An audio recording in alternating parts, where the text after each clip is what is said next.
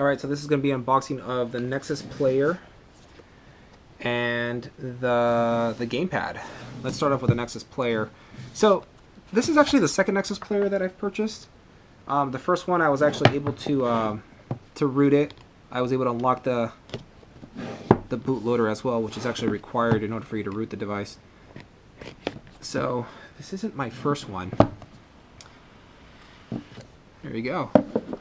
So this bad boy right here, not very many connections, and I don't know if you're going to be able to see this or not since it's pretty dark, but if you follow my right finger,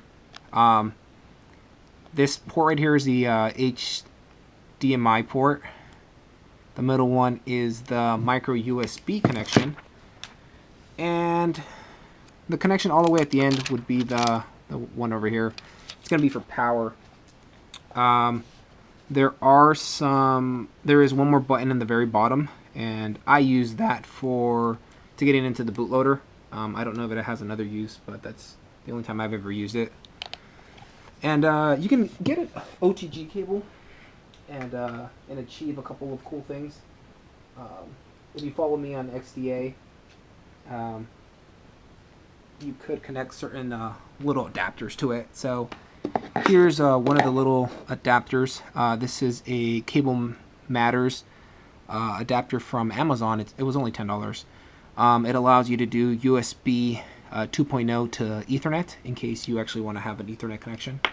Oh, before you can connect that, you're actually going to need one of these little OTG cables, just so you know. But if you don't want to do wired, you can definitely get away with wireless. This is not only does it do dual band and wireless, and it actually does wireless AC. And I have a couple of tests, and I'll do some later on in videos, but I have a couple pictures up in XDA where I show the speeds of this compared to an Amazon Fire TV. Just so you kind of get an idea of the size differences between these two boxes. Oh, sorry for kicking the table. Here it is. Here's the Fire TV box. It's on the left.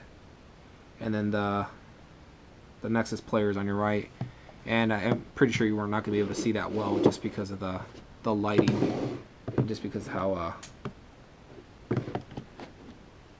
bad the lighting is. But you can pretty much stack the Nexus player right on top of the Fire TV. Again, I showed a couple of videos where I did a test wired using Ethernet from a Fire TV, and then ran the same test on the Nexus player running over wireless AC. I have a Netgear R8000, which is a tri-band router, and it's definitely capable of doing AC, and it did it almost as fast as the wired, believe it or not. I believe I got a 4.8 on Ethernet when I ran that test, 4.8 megabytes per second. Sorry, I needed to clarify that. And when I ran that same test with a Nexus player, I was actually able to achieve about 4.5, 4.6.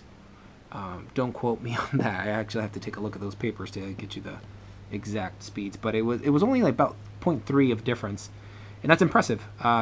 Keep in mind, this device was also, the only device that was on that band because it is a tri-band. I don't have many wireless AC devices. I have a Note 4 that uses AC, but I wasn't running it at that time, so really there was nothing else interfering with that band. It was on a separate channel too from anything else that can interfere with it.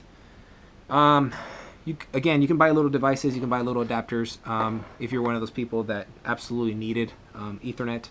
Again, buy a $10 device, buy a $2 cable, and you have yourself a device that's capable of doing wired.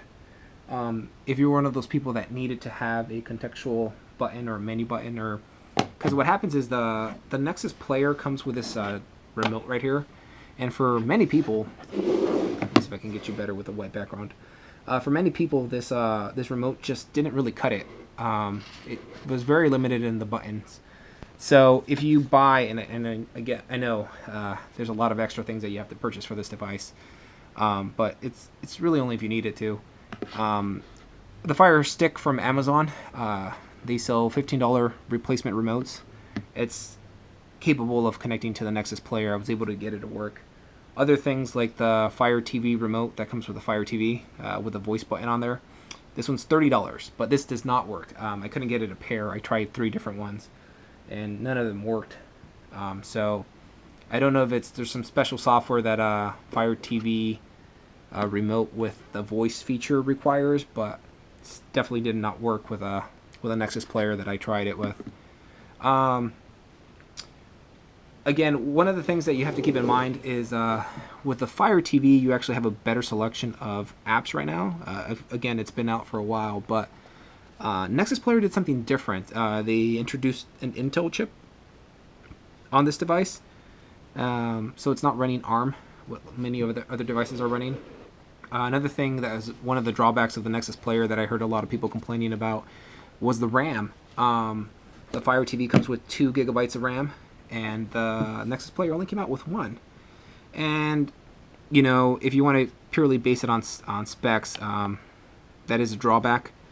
I don't think it's a major drawback, just because there isn't really much app switching, which is what you would require the RAM for. You know, with a Nexus Player, you have an app running and you minimize it. After a while, it'll close out the application. So there really isn't multiple apps running simultaneously, unlike a phone. You know, you're not switching from Facebook to Twitter to messaging to Chrome to Instagram back to, you know, you're not doing all that. You're usually only running one application, and right now the Amazon Fire has the biggest selection of those applications, but at the same time, you don't really need that extra RAM. And you know, it's something that I've been able to live without, especially for the needs that I needed it for. I just needed a device that can do Plex, that can do Netflix, Hulu, Amazon, XBMC. Sorry, not Amazon, because this box definitely cannot do Amazon. But one of the interesting things is that this device right here, the Nexus Player, also serves as a Chromecast. And that's what you see right here in front of me. Take these remotes down.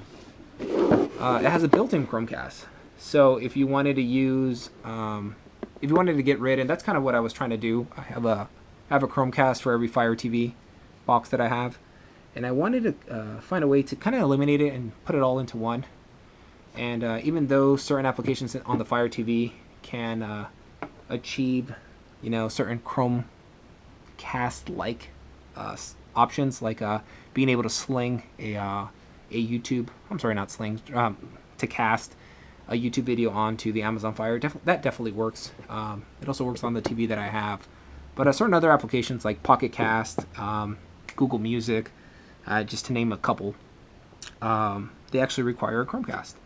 And one of the cool things is I actually have an NVIDIA Shield. I don't have it within arm reach, but the NVIDIA Shield, just like the Nexus 7 2013, they have the ability, because of Lollipop, sorry, I should have said that first, because of Lollipop, they have the ability to mirror, you know, onto a Chromecast or Chromecast-like device like the Nexus Player.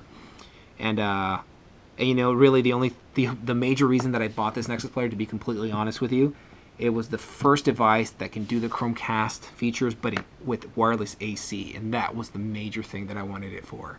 Because with the Chromecast, sometimes it would cut out. It's not dual band. You know, the processor on this thing is not very intensive at all. It's just it's really meant to only stream a couple of items. So just to keep that in mind. Anyways, let me go over here and unbox this gamepad before the battery dies out of my camera. So I'm going to open this thing up, and this is actually the first time I've actually opened one of these devices. I didn't purchase the gamepad when I purchased the first Nexus Player, just because I wanted to test it. But it's probably no different from any other gamepad that you've probably already seen. Wow, this is difficult to take out. Wow. This is way harder than I thought. Alright, so let's open this bad boy up. There it is, Nexus Player. This is very similar compartment to what the Xbox has. Oh, and keep in mind, when you purchase one of this Nexus Player, one of the Nexus Player, just like when you purchase the Fire TV, you could buy separate little adapters. I have this one right here I bought off Amazon. It's an N64 controller adapter. They're about 15 bucks, and they actually allow you to hook up full game pads like the N64 remote right here. That way you can enjoy your N64 emulators and other emulators using, official game pads. I have one for the GameCube as well. There is an emulator called Dolphin that you can run GameCube and Wii ROMs on. Not the best, but it's definitely something. It's a start. But so that's my unboxing of and kind of a review of the Fire TV and the Nexus player. Even though I'm sure the title will only say Nexus player unboxing with gamepad. Honestly, though, this is by far my best choice when people are asking which box to buy. Google isn't one to try to lock any product down, unlike Amazon over here, where it's constant cat and mouse game, trying to root their devices or trying to hack them. Right now, this is completely unrootable. Unlike this one, you can root it. They don't care. Unlock the bootloader. You can change anything you want on it. The only limitation right now is that so many Android apps right now are designed for ARM that when you try to sideload them onto this Nexus player, they just don't work. One of them being the Minecraft. I was able to strip the Minecraft out of the Fire TV version because that one supports controller and try to add it onto the Nexus player, and it just wasn't compatible just because of the chipset. But that'll get better. And right now, I'm kind of hedging all my bets on this one. I'm going to get rid of all my other boxes that I have. This one right now has been the fastest and most reliable one. Thanks for watching my video, and subscribe.